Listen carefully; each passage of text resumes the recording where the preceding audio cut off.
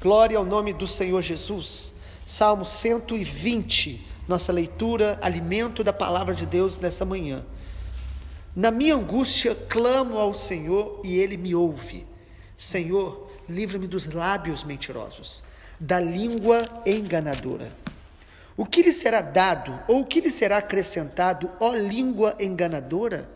Flechas afiadas de guerreiro e brasas vivas de zimbro. Ai de mim, que peregrino em Meseque e habito nas tendas de Quedar. Já há tempo demais que habito com aqueles que odeiam a paz. Sou pela paz. Quando, porém, eu falo, eles teimam pela guerra. Louvado seja o nome do Senhor. Irmãos, o Salmo 120 nos fala de um momento de aflição do salmista. E ele fala que ele estava angustiado. Versículo 1, na minha angústia. Na minha aflição. Nós temos percebido sempre que os salmistas não escondem seus sentimentos, pelo contrário, eles confessam. Ele diz: eu estava angustiado, eu passei por um momento de aflição, e ele diz o que estava trazendo essa aflição no Salmo 120. Ele estava ferido, angustiado por causa da língua maldosa e de pessoas que de alguma forma guerreavam contra ele, queriam tirar sua paz. Uma das coisas que mais nos fere são palavras. Palavras ferem. A Bíblia fala que a palavra, lá, Tiago diz que com a boca nós podemos colocar um incêndio, nós podemos incendiar, nós podemos ferir, nós podemos machucar. A Bíblia fala que com a boca nós podemos amaldiçoar pessoas.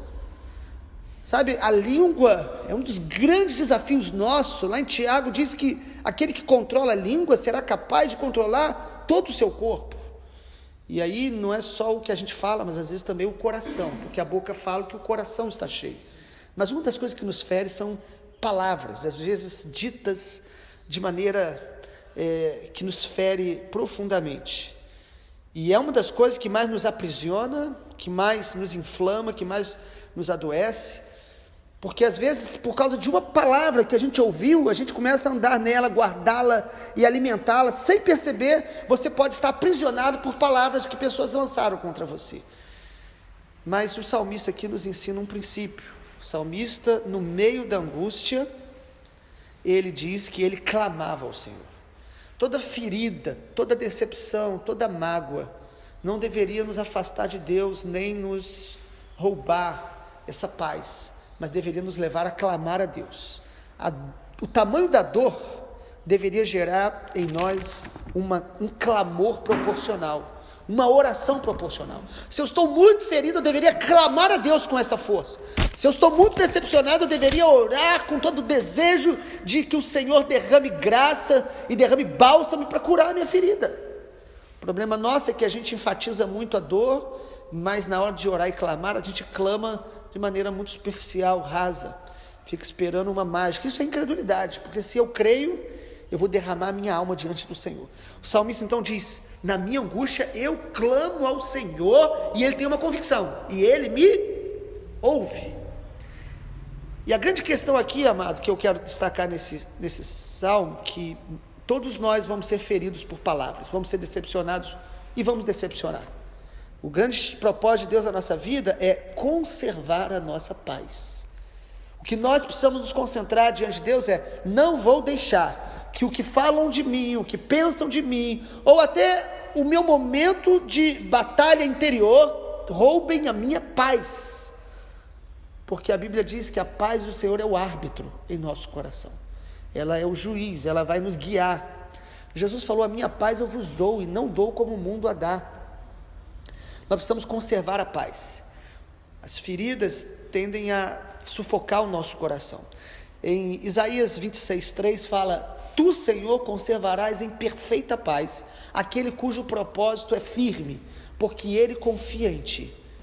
Independente das calúnias, das difamações, das acusações que a gente possa sofrer, nós devemos conservar a paz. Conservar a paz, então, decidindo manter o nosso propósito de buscar a Deus em qualquer situação. Você pode ser decepcionado pelas pessoas que você mais ama ou admira. Você deve decidir todos os dias: na minha angústia eu vou clamar ao Senhor, para conservar a paz no meu coração. decidir conservar a paz. E ainda, o texto nos dá uma dimensão muito interessante no Salmo 120, porque Davi diz no versículo 4 que essas línguas malignas eram como flechas afiadas. No versículo 5, o salmista diz: ai de mim, que peregrino em Meseque. Uma das coisas que nos faz vencer a ferida e a dor de palavras ou de decepções é a consciência que nós somos peregrinos. Nós não pertencemos a esta terra. Às vezes nós sofremos muito por coisas que são deste mundo. Nós sofremos muito porque alguém falou mal da gente. O que vão pensar sobre nós? Preocupado com as coisas dessa terra, com a nossa reputação. Sofremos muito, com medo de perder coisas dessa terra. A consciência do salmista aqui é: eu sou peregrino, eu habito nas tendas de Quedar. E ele diz: olha, eu habito no meio de pessoas que odeiam a paz, mas eu sou pela paz. Quem pertence a Deus, então, irmão, vai se sentir nesse mundo sempre incompleto. Nesse mundo nós nunca teremos a plenitude de relacionamentos, de paz interior que a gente gostaria. Nós somos peregrinos nesse mundo. Quando eu tenho a consciência que esse mundo não pode me suprir, que as pessoas não podem me dar todas as respostas, eu vou ter paz, porque eu sei que a paz de Jesus é suficiente para eu viver na terra, e que a paz perfeita eu só terei quando o Senhor Jesus voltar. Que a paz perfeita está no reino dos céus. Nós temos muita expectativa na terra, nas coisas da terra. A Bíblia diz que nós devemos orar, pensar, falar nas coisas do alto. A consciência de ser peregrino que o salmista nos dá é a mesma que Abraão tinha, que Moisés tinha, que os heróis da fé de Hebreus 11 tinham. Eles almejavam uma pátria superior. Enquanto você esperar que os bens dessa terra, que os amigos dessa terra, que os dons dessa terra te supram, te tornem pleno, você sempre será infeliz. Infeliz.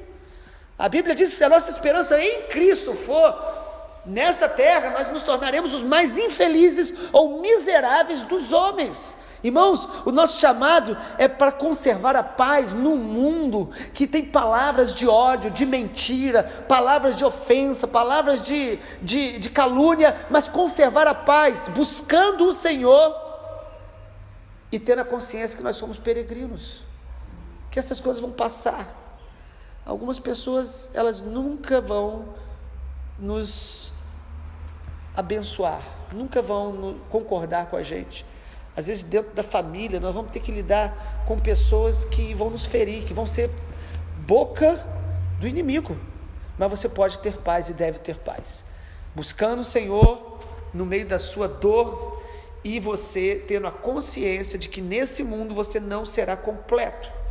Nesse mundo, às vezes, muita da nossa insatisfação, tristeza que a gente passa e não tem explicação, algumas crises existenciais, é a nossa alma nos lembrando que nós não nascemos para essa terra, nós nascemos para a eternidade. E quando a gente tem essa consciência, incrível, a paz de Deus enche o nosso coração.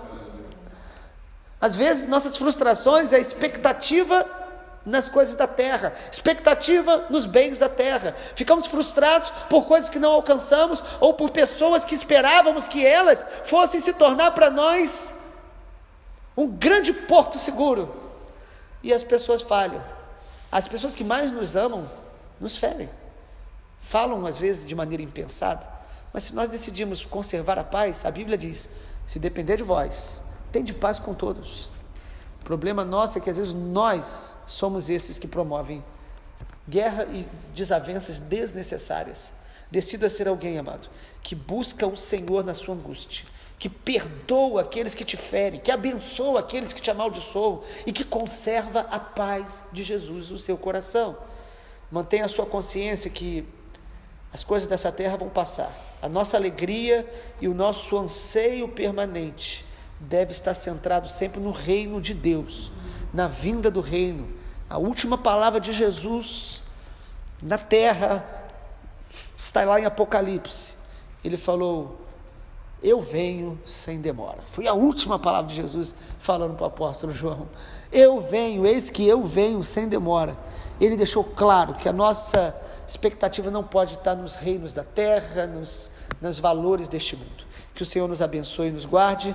Oremos para que Deus nos ensine a conservar a paz. Vamos orar? Pai, obrigado, porque a paz que o Senhor nos dá excede a todo entendimento e guardará a nossa mente e o nosso coração. Eu oro nessa manhã que o Salmo 120 nos ajude a passar por esses momentos onde ouvimos palavras que nos ferem, lembramos palavras que nos machucam, entramos em algumas crises existenciais por decepção com homens. Pai, eu oro nessa manhã para que a paz que o Senhor nos dá, e o mundo não dá, e os homens não podem dar, esta paz venha a ser conservada no nosso coração. Ajuda-nos, Pai, a conservar a paz, buscando o Senhor na nossa aflição, e tendo a consciência de que a nossa plenitude está na vinda do Senhor, e estar com o Senhor será realmente a nossa plenitude. Nós abençoamos os que nos amaldiçoam, em nome de Jesus, e oramos para que a paz do Senhor seja guardada em cada um de nós, em nome de Jesus. Amém, Senhor. Amém.